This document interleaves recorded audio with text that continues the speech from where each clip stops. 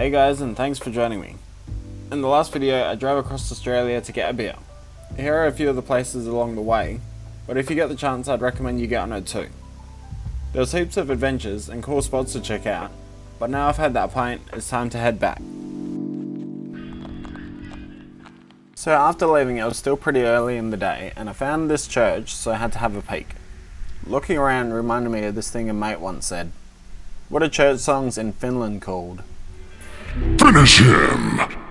Obviously I had to leave after that, so I pulled over to look for something to do. Didn't find anything, although the Cats footy stadium is around the corner. Word is the Cats are almost as good as the Eagles, so I went there.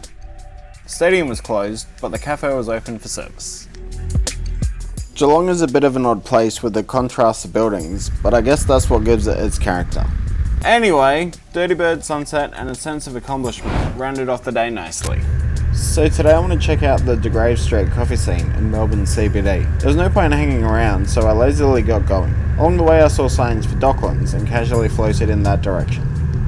Didn't see any commercial shipping, but there was a Ferris wheel and a bunch of food shops. So I got moving again.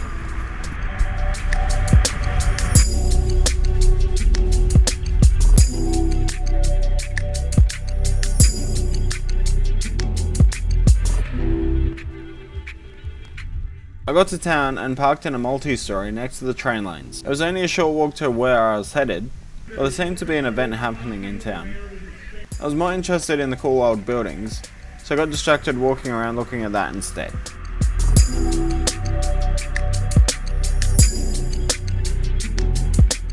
I get to De Grave Street and there's so much life.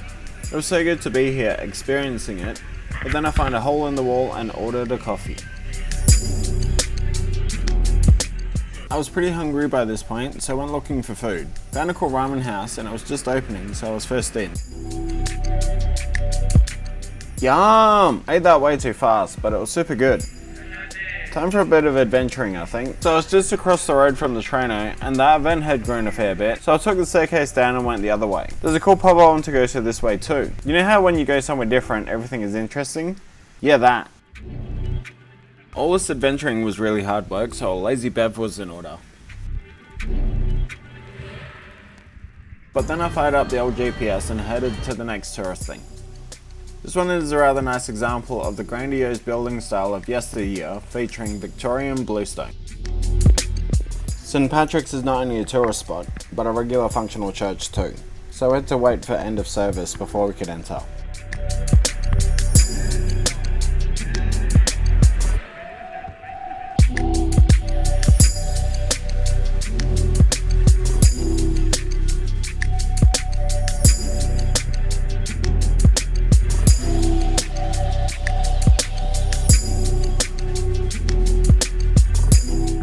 But just like that, I had to get going. Don't really know where, but I might works at Mount Buller, so I might go there. Didn't realise there was a fee to get in, and I only had planned on being there for an hour or two, so I thought it best to head back to camp. Called the sunset at a skate park, then called it a night. It was a warm camp, but I definitely got rained on, so my swag is now soaked. But staying in the rain isn't going to do anything, so I carried on. There's a border town on the river I want to check out, because it's got a bunch of cool old paddle boats. I was feeling a bit peckish though, so I found a spot for a pie.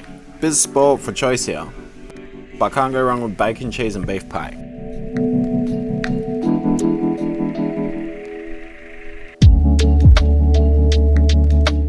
The museum had a guided tour, so I had to join that.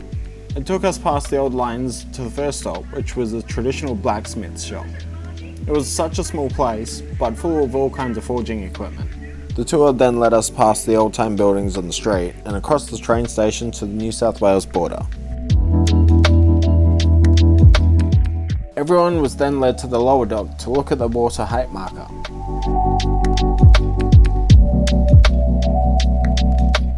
The highest level recorded was in 1870 when it flooded the top deck too. These cool old paddle steamers were once for shipping cargo along, but are now used as tourist cruise ships. You have to book in advance though. This one with the logging barge still attached is the oldest in the world, being built in 1866.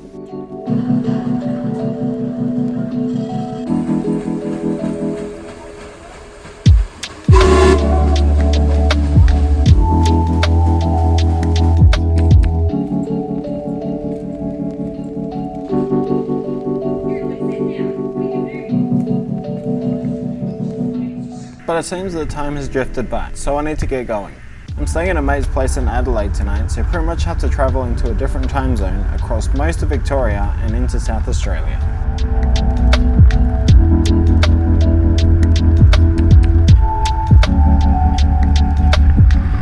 I chose to sign into SA, which is 30 minutes behind Melbourne, so it was a really long sunset. Watching the sun go down was pretty amazing, but I was watching the fuel gauge going down at the same time. I hadn't seen a servo, and by this point I had even slowed down to get more distance from the tank. The fuel station couldn't have come sooner, but now the fuel anxiety is gone, it's time to get going.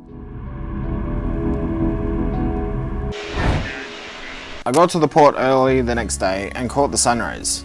It's the best time for adventures as no one's out yet. Found another lighthouse. This one is from 1869 and has been moved here from the mouth of the Port River. I found the city of Adelaide clipper ship undergoing restoration works. It was too early for the tour, so I headed back to the car so I could head to the beach instead.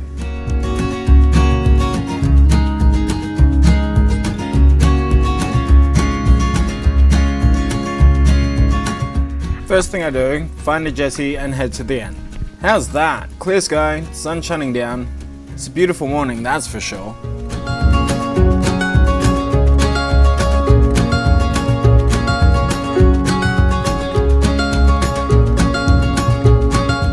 So I wanted to push as far west as possible. I think Port Lincoln will be a good spot for the night. Just at the base of the jetty is a cannon from the HMCS Protector. And across the street is the ball tail once used for timing. But it's time to hit the road again. Driving out of town was pretty straightforward, but as soon as I got to the main freeway, it was time for braking. Leftover quiche did the job. I broke up the drive a bit with a quick pit stop in Port Wakefield. Time to stretch my legs, but back on the road again in no time. But then stopped again in the next town. Don't know why it's called Snowtown, it looks pretty sunny. Watched a train go by, then got bored of how long it was, and went to look at the big blade like the ones at the nearby wind farms.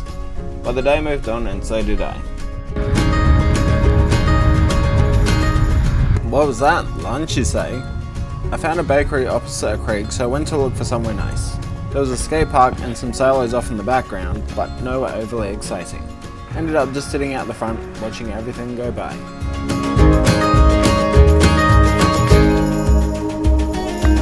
I had to drive further along to see if there was anything worth looking at, but other than the sailors and a few old looking buildings, there wasn't much. Time to get going. You've been great, Port Perry, but it's time to start travelling the western side of the Spencer Gulf. I needed to get back over the Perry Torrens corridor and Port Augusta before I started heading south again.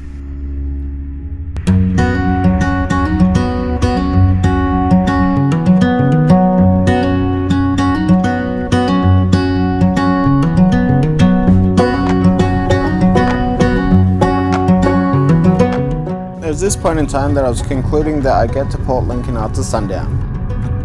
However, the long shadows and the sun low down in a clear sky made for a rather pleasant drive. And there's something about the scale of these fields that makes you think there's a grander sense of being.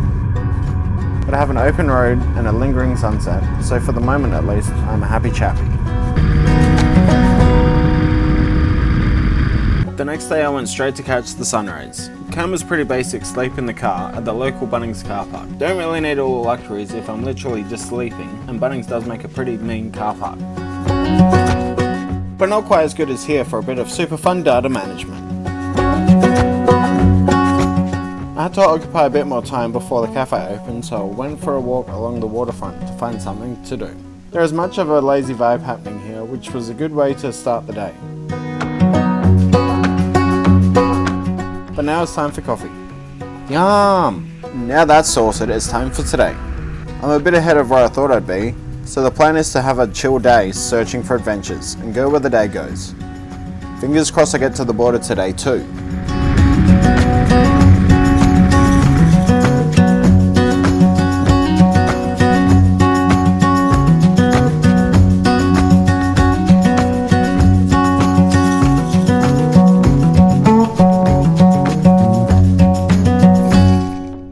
The next major stop was in Elliston to see if there was any attractions nearby. The lady at the info centre said to head to the beach, so I did that, but then stopped at the bakery on the way. But then I get to the beach, and it really can't get much better than this.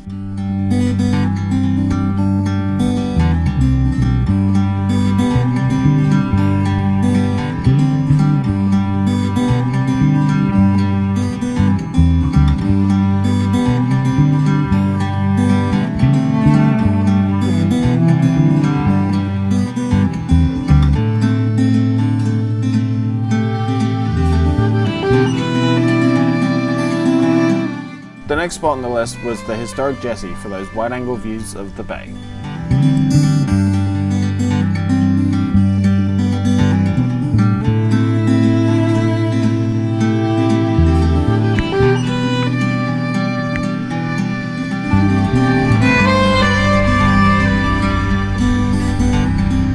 Then the Clifftop Sculpture Trail. It's only a short 10k, but it's got that amazing coastline as the background and is worth the trip by itself.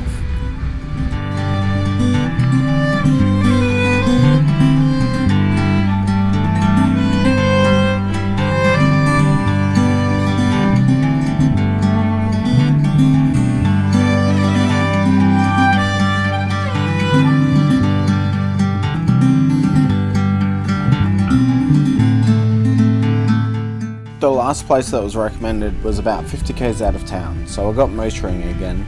After what seemed like only a few seconds, I get here. Guess I better go have a proper look then.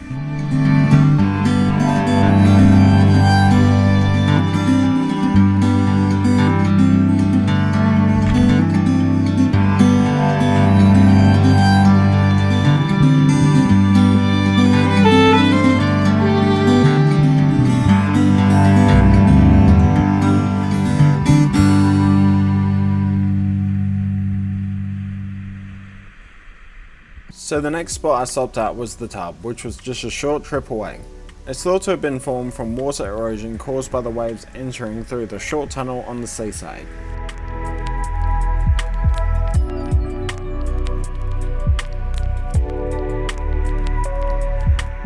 But it is just a hole in the ground, so I'll get going again. Quick stopover at Penong and the Wind Museum there, home of Australia's biggest windmill.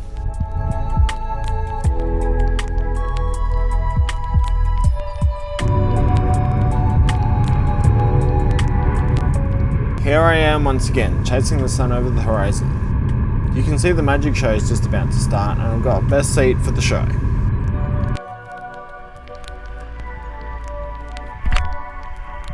I hit the Nullabor plane just as the show starts. How good is that? It's been a fun day chasing adventures and the skies have just turned it on to rain it off nicely. Yesterday I managed to get as far as the border, and today the goal is Esperance, 925 k's away. If you've ever done the trip, you know how empty the space is, so most of today will just be pushing along. There was heaps of rather amazing moments even here though.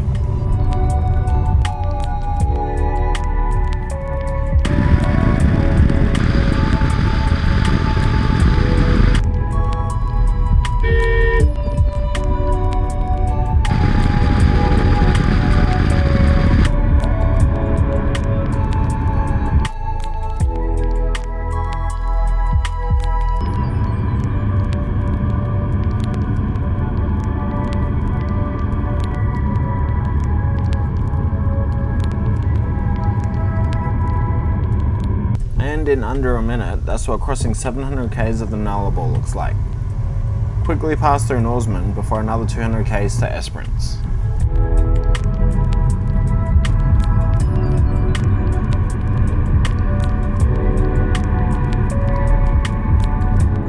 Finally get here. Big day of adventuring tomorrow, so I wind out the rest of the day absorbing the chill vibes of a sunny afternoon. The swag hasn't had a proper chance to dry out yet either, so I head to camp early to deal with that.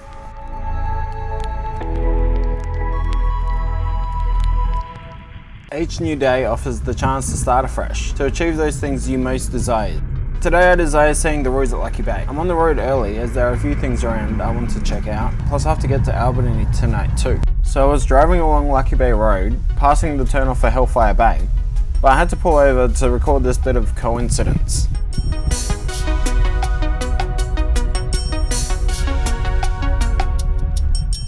Anyway, I get here and it couldn't be more glorious. What a beautiful morning. Now just to find some roos.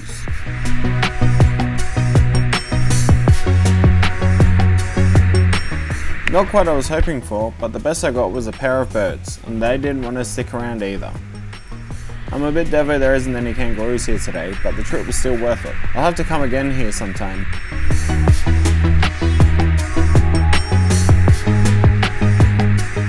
But, gotta keep moving. Let's go! Obviously had to make a quick pit stop to Hellfire Bay, but the sun wasn't quite there yet, so got going again fairly quickly. How good is the chill though? So there's a little object on the way back into town that will rock your socks. You guessed it, a full-size replica of Stonehenge as it was 4,000 years ago.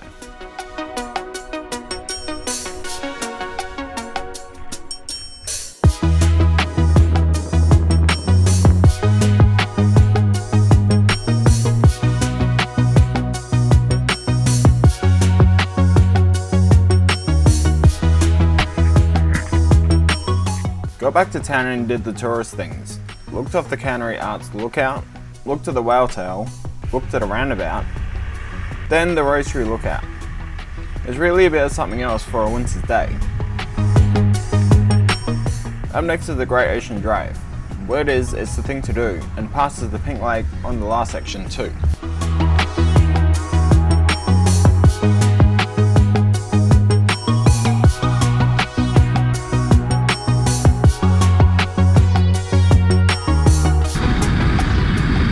Quick stopover at the 10 Mile Lagoon wind farm before it was decommissioned.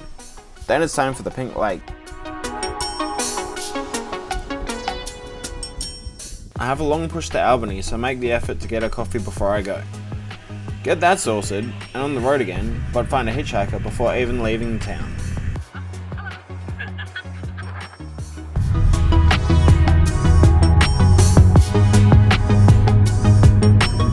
Oddly enough, time goes faster when you're talking smack with randoms.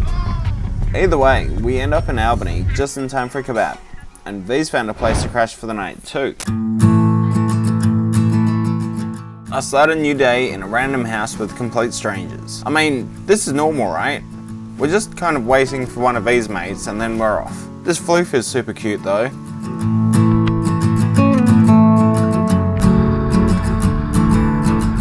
So I'm collecting those souvenir coins, and there's one at the National Anzac Centre, so we head there.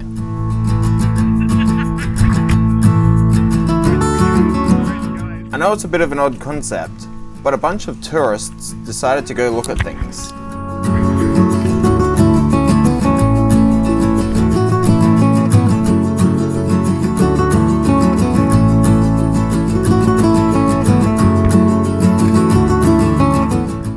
Ended up taking in the scene at Convoy Lookout before moving on.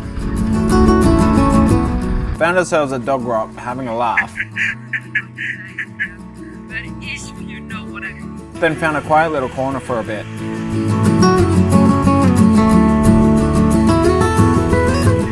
We hit up the bakery before old mate left on his own Aussie adventures.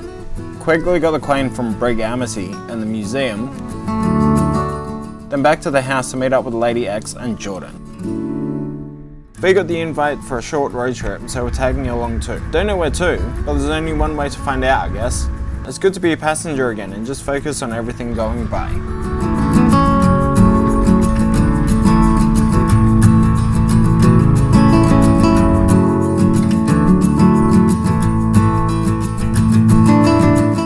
We find a parking spot and start walking along the coast. There's a few others we're meeting just a short walk from here. Don't know where this is, but really is a nice spot.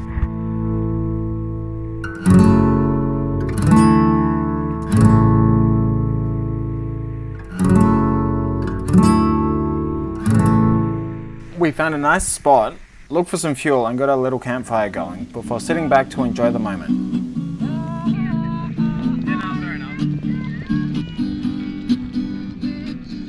But all good things must come to an end, and these clouds are looking rather dramatic. We made sure to leave no trace before heading off. Lady X had to leave, so we went back and swapped back to Eve, then headed out to the Blowholes. The coast in Albany is something to check out for sure.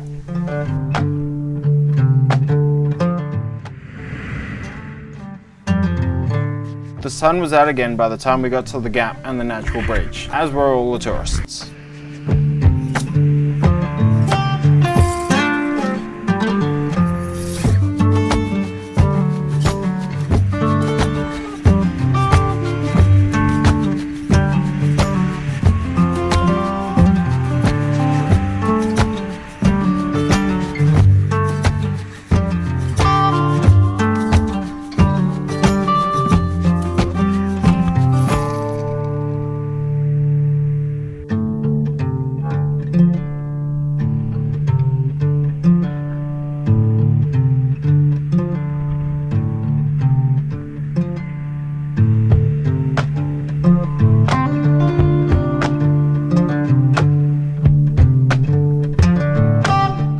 By this point, the sun seemed like it was going to hang about for a bit, so we found a nice spot by the beach to do the same.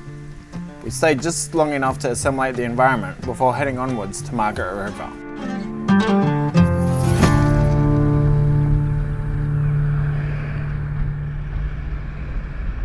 We were on the road for just under an hour before getting to Denmark. It's not really a road trip without a bakery stop, so we found the local one and grabbed some snacks.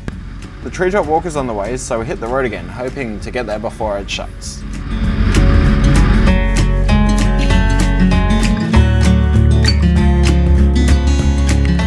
We get there and the treetop walk is closed due to the weather, but the Ancient Empire loop was open, so we took that instead.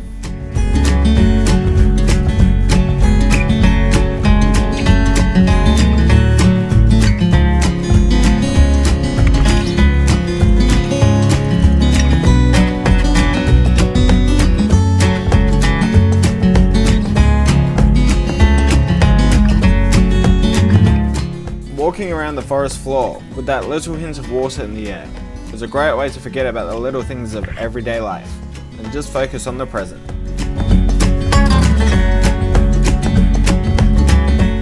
But the present focus shifted to covering 270 k's to Margaret River, so we got going once more. Fortunately, V knows some people there, so that's accommodation sorted for the night.